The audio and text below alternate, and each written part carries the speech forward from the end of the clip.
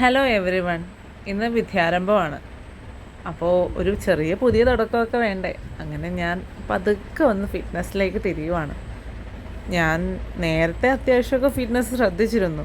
പക്ഷെ പിന്നീട് അതെങ്ങനെയോ നഷ്ടപ്പെട്ടു പോയി. പിന്നെ PCOS അങ്ങനെയുള്ള പ്രശ്നങ്ങളൊക്കെ വന്നപ്പോൾ നമുക്ക് ചെയ്യണമെന്ന് ആഗ്രഹമുണ്ടെങ്കിലും ചെയ്യാനായിട്ട് ഭയങ്കര ബുദ്ധിമുട്ട് നേരിടുന്നതായിട്ട് എനിക്ക് തോന്നിയായിരുന്നു. അങ്ങനെ ഞാൻ ജിമ്മിലെത്തി. ജിമ്മിലെ ആശാനുമായിട്ട് ഞാൻ സംസാരിച്ചു. എനിക്കെല്ലാം കൊണ്ടും ഇഷ്ടമായി. അതൊരു ലേഡീസ് ഓൺലി ജിമ്മാണ്.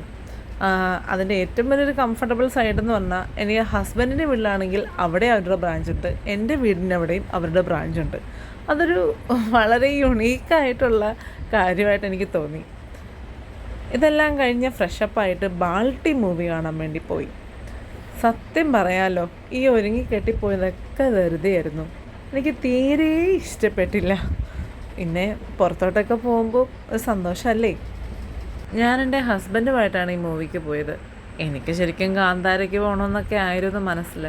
ഞാൻ പലവട്ടം പറഞ്ഞു കാന്താരയ്ക്ക് പോയാലോ എന്ന്. വാഷ്റൂമിലെത്തിയപ്പോൾ കണ്ട ചേച്ചിയും അത് തന്നെയാണ് പറഞ്ഞത്. കാര്യം ചില കാര്യങ്ങളൊക്കെ നമുക്ക് സിങ്ക് ആകുന്നില്ല.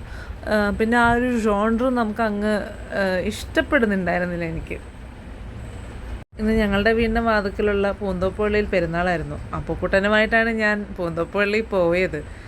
പക്ഷെ ഞങ്ങളുടെ ഈ യാത്ര ഇവിടം വരെ ഉണ്ടായിരുന്നുള്ളൂ. അപ്പുക്കുട്ടന് അവിടുത്തെ സകല കളിപ്പാട്ടങ്ങളും വേണം. ഇതൊക്കെയായിരുന്നു ഇന്നത്തെ വിശേഷങ്ങൾ. എന്നാൽ ശരി.